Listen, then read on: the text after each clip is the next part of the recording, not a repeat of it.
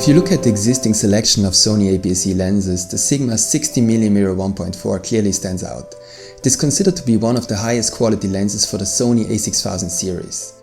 So I bought this lens a few months ago and tested it extensively since then. Is it really as good as all the reviews suggest? Is it the lens that every owner of a Sony A6000, A6100, 6400 or 6600 should buy, and is it exactly the lens that everyone would want for their Sony?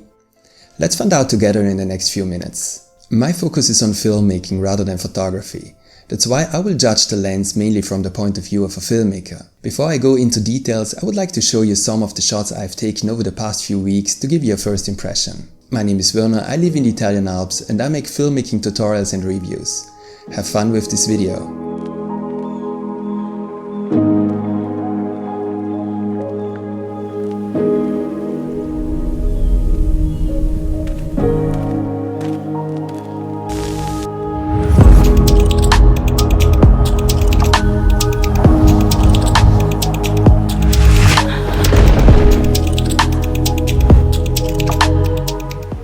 I have been using a Sony APS-C camera for several years now and have relatively clear ideas of what I want from a lens. But that doesn't mean that my needs are exactly yours. A lens that is perfect for me can be unsuitable for you and vice versa. Please keep this in mind. If I am to judge a lens, then the build quality and features are important to me. The image quality, the bokeh, and of course the special look you can create with the lens. These are the factors I will cover in the next few minutes. The build quality of this lens is excellent. You will notice it immediately when you pick it up. Compared to the other Sony APS-C lenses I own, it feels very high quality.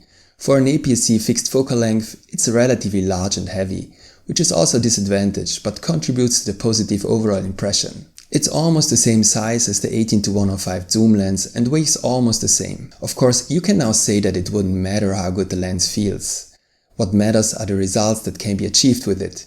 The fact is, however, that I simply like to attach this lens to my camera and always have the impression of holding a high quality tool in my hand. While with the 18-105 I always had the impression that this lens wouldn't fit perfectly to my Sony due to its size, this thought never occurred to me with the Sigma. This is probably due to the fact that the Sigma is a bit thinner, which makes a big difference. My gimbal is still easy to use, even though I used a relatively small Mosa Cross. According to Sigma, the lens is also dust and splash proof. Due to the high aperture of 1.4, the lens is very suitable for low light situations, and of course also for astrophotography.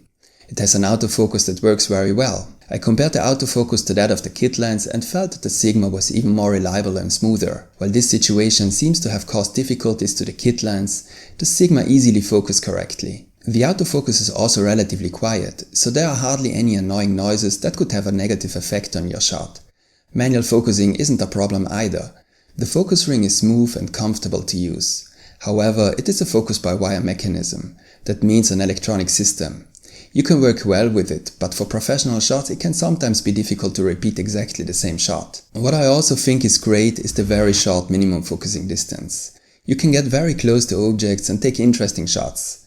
Even though Sigma indicates a value of 25 cm, I personally had the impression that you can focus even closer in practice. What the Sigma doesn't have is a built-in image stabilization. Depending on which camera you own and which needs you have, this can be a problem when filming or not. If your camera doesn't have IBIS, that means if you have the Sony A6100, 6300 or 6400, shooting handheld can be difficult. Also because of the problematic rolling shutter of these cameras, even small camera shake can quickly lead to unpleasant results, which you can't always correct optimally in post. You should therefore be prepared to use the lens on a gimbal or tripod for shooting video. I personally use the lens on a Sony A6300 and since I shoot mainly for fun and mostly handheld, I definitely miss the image stabilization. When it comes to image quality, you immediately notice that the Sigma is exceptionally sharp. I would say it's clearly the sharpest APS-C lens I own. Here is a brief comparison to the Sony kit lens.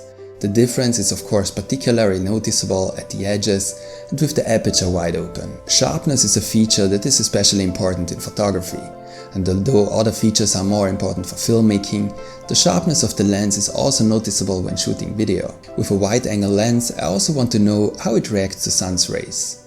Is it possible to create beautiful sun stars with it, and how flare resistant is the lens? As you can see here, the Sigma has the sun stars very well under control. Since it has 9 blades, the result is a sunburst with 18 rays. The lens is also relatively flare resistant.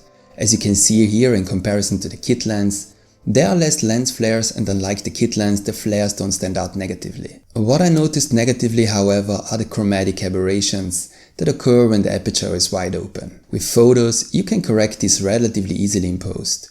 With videos, on the other hand, this is not so easy. Depending on the situation, they can be annoying. With a wide angle, you will also have some barrel distortion. The Sigma is no exception. Here I made a short comparison to the kit lens. The comparison is anything but scientific, but you can see that the kit lens has less distortion, probably because of the digital correction by the camera. The Sigma 16 1.4 is also so popular because it simply creates a very beautiful look. The image looks very contrast and cinematic. It also convinces, as mentioned, by its sharpness and richness of detail. Due to the high aperture and also the short minimum focusing distance, you can take very beautiful and creative shots. The bokeh looks very pleasant, creamy and smooth. All in all, the lens produces beautiful cinematic shots. Finally, you should answer the question if you really need a 60mm lens. Especially for photography, 60mm is not the most versatile of all focal lengths. For close-ups of people, it is rather unsuitable due to the resulting distortions.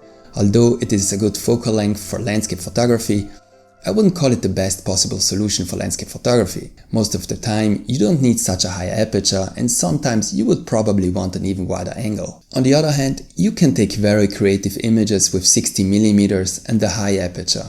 The lens is of course a good solution for astrophotography and other low-light situations. For video, on the other hand, I think 60mm on APS-C are a great focal length. You can capture action, and because of the short minimum focusing distance, you can also create cinematic close-ups for B-roll. In the end, however, only you can decide for yourself whether 60mm is the focal length you need. So let's recap. What are the strengths of the Sigma 16 1.4? The image quality of the lens is very good, it is very sharp, and the images are rich in contrast. The high aperture allows very cinematic shots, the short minimum focusing distance allows creative shots, for example for B-roll. The good autofocus, which is in no way inferior to a Sony lens. The price of about $400 is very interesting. You get a lot of value for your money. For the latest offers, check out the links in the video description. What are the weaknesses of the lens? The lack of image stabilization is a weakness for me, because my camera doesn't have IBIS and I like to shoot handheld. But this can be different for you.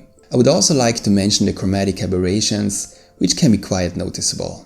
Further weaknesses are hardly to be noticed. In the end, you have to decide for yourself if 60mm is the right focal length for you. If yes, then you can do a little wrong with this lens. I hope the video was interesting for you. Subscribe for more reviews and tutorials, and see you next time.